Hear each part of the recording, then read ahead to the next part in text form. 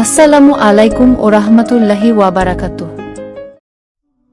জান্নাতের স্বপ্ন। একটি শিশুতোষ গল্প। ছোট্ট আরাফাত ছিল ৮ বছরের এক প্রাণবন্ত ছেলে।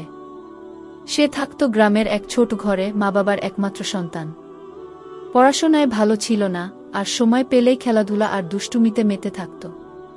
নামাজ পড়া, কুরআন শেখা, বড়দের সম্মান, এসব বিষয় তাকে যেন স্পর্শ করতই না। মা বহুবার বোঝাতেন, কিন্তু সে পাত্তাই দিত না। এক রাতে হঠাৎ এক আশ্চর্য স্বপ্ন দেখল আরাফাত। সে হাঁটছে এক অপার্থিব বাগানে। ফুলের গন্ধে ভরে আছে বাতাস, পাখিরা জান্নাতি সুরে গান গাইছে, আর চারপাশে ঝরছে সোনালি আলো। দূরে দেখা গেল এক জ্যোতির্ময় প্রাসাদ, দেয়ালে হীরার মতো ঝলমল পাথর, দরজায় সোনার খাজ। প্রাসাদের সামনে দাঁড়িয়ে ছিলেন এক শুভ্র পোশাকধারী নুরানি চেহারার এক ব্যক্তি।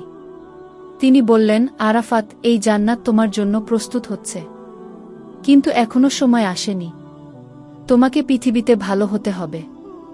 আল্লাহর রাস্তা ধরতে হবে, নামাজ, দয়া, সত্য আর সহানুভূতি নিয়ে জীবন কাটাতে হবে।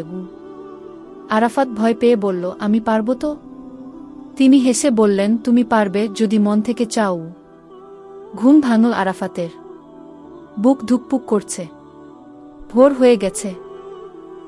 সে উঠে গিয়ে অজু করল, জীবনে প্রথমবার নিজের ইচ্ছায় ফজরের নামাজ পড়ল। মা বিস্ময়ে তাকিয়ে রইলেন, চোখে জল। এরপর থেকে আরাফাত বদলে গেল। সে স্কুলে নিয়মিত হতে লাগল, নামাজ পড়া শুরু করল, মায়ের কাজে সাহায্য করত। গ্রামের যে কোনো অসহায় মানুষ তাকে দেখলে মুখে হাসি ফুটত।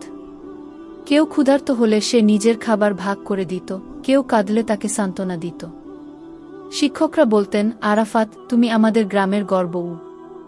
কেউ জানে না সত্যিই সে জান্নাত দেখেছিল কিনা, কিন্তু তার কাজ আর ব্যবহার দেখে সবাই বলতো, এই ছেলেটি নিশ্চয়ই জান্নাতের পথেই হাঁটছে। আরাফাতের সেই স্বপ্ন বদলে দিয়েছিল তার জীবন, আর তার জীবন বদলে দিয়েছিল চারপাশের মানুষদের হৃদয়।